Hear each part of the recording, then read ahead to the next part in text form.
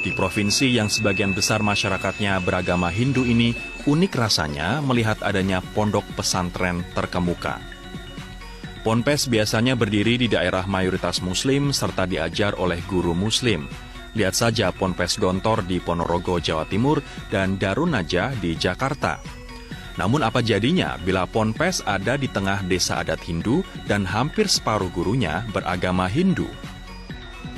Adalah Pondok Pesantren Bali Bina Insani yang terletak di tengah desa adat di Tabanan, Bali. Karena terletak di tengah desa adat, 100% masyarakat sekitar beragama Hindu. Uniknya, Ponpes yang terdiri dari Madrasah Sanawiyah selevel SMP dan Madrasah Aliyah selevel SMA ini punya 53 guru. 22 diantaranya atau hampir setengahnya adalah guru beragama Hindu.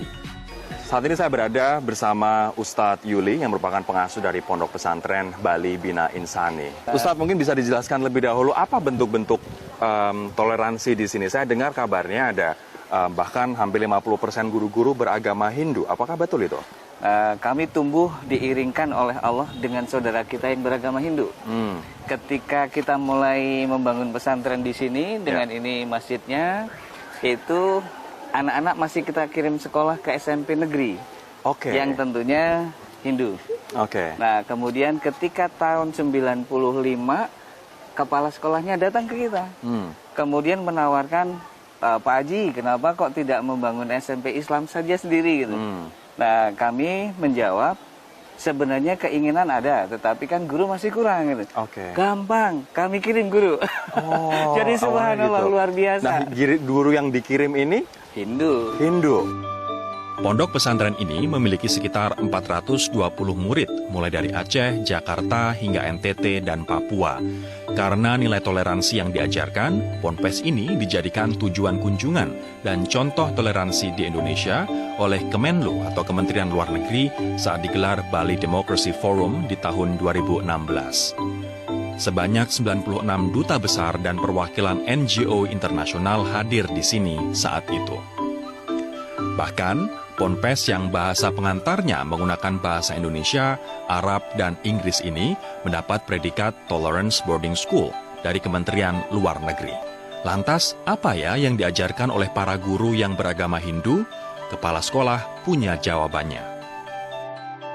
Nah, rata-rata teman-teman yang beragama Hindu mengajarnya apa, Bu Ida? Mata pelajaran umum. Mata pelajaran umum. Ya, ada geografi, bahasa Indonesia, ekonomi, matematika, kimia, fisika, olahraga.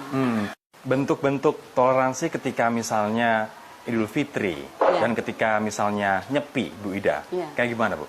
Kalau Idul Fitri biasanya kita ada, ini yang satu aja ya contohnya, misalnya THR nih, kita dapat guru-guru kita kasih THR. Sama semuanya. Semua dapat THR? Iya. Kemudian kalau Nyepi, kita juga perintah dari pimpinan pesantren meliburkan. Justru lebih awal, karena 1 hari sebelum Nyepi itu kan ada pawai ogoh-ogoh. Nah, sebelum itu anak-anak sudah dipulangkan agar tidak mengganggu aktivitas warga sekitar. Saya pun berkesempatan bertemu dengan salah satu guru yang beragama Hindu dan mengajar matematika. Permisi, Bu Rina, maaf ganggu waktunya. Teman-teman, adik-adik, maaf ganggu waktunya sebentar ya. Saya Rory, apa kabar dari Metro TV, Bu? Baik. Ini sedang ngajar apa, Bu Rina? Saya matematika, peminatan. Sedang ngajar. Udah berapa lama, Bu Rina, ngajar di sini, Bu? Ini tahun kedua, Pak. Tahun kedua. Oh, wow. Bagaimana kesan Ibu mengajari pondok pesantren? Mungkin beda ya, Pak ya, karena saya juga ngajar di sekolah yang umum gitu, di SMK gitu sebelumnya.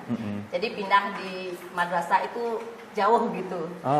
Jadi suasananya gitu agak memang beda ya. Tahun pertama itu memang agak berat gitu. Agak berat ya, iya. Tapi tahun kedua gimana, Bu? Udah biasa. Udah lebih santai? Udah lebih simpel ngajar. Oke. Saya boleh kenalan nggak dengan salah satu? Namanya siapa? Natalia. Oke. Natalia, berarti ini udah berapa tahun sekolah di sini? Kalau saya sendiri dari MTS. Dari MTS. Ini sekarang MA. Berarti udah berapa tahun tuh? 4 tahun ya. Oke. Ketika diajarkan soal toleransi, gimana sih teman-teman Natalia menilainya soal toleransi di pondok pesantren ini? Kalau menurut Natalia sih Semua sama. Soalnya kita juga ke guru-guru yang beda agama juga kita harus hormati, jadi hormatnya sama. Ponpes yang terkenal sangat islami pun di sini bisa menjadi tempat belajar pluralisme dan toleransi. Saya pun menjadi terngiang dengan apa yang disampaikan putra pendiri Ponpes ini, Ustadz Andika. Apa yang Ustadz pengen harapkan dari suatu pondok pesantren yang benar-benar mengamalkan nilai-nilai toleransi? Ya, kita sebetulnya jika berbicara tentang konsep mayoritas minoritas pasti akan selalu ada gesekan.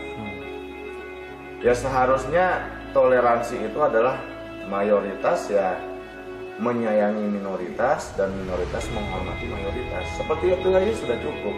Jadi jangan lagi ditimbulkan ada misleading atau apa yang lain, mispersepsi harus misalnya harus menghormati Islam. Ya belum tentu juga, kayak di Bali kan mayoritas Hindu.